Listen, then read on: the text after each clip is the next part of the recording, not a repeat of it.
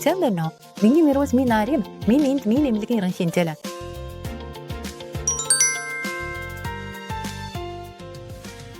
Expand. Фишер бүтээгдэхүүнүүд олон янзаар гарч байгаа. Дэлгэнгүй судлаж, үнэхээр сайн бүтээгдэхүүнийг сонгох нь маш чухал. Хааш филлерийг туршлагатай эмчнэр зөв хийвэл арсны өвчл эсвэл өрөвсгийн урвалгүйгээр аюулгүйгээр хийж болно.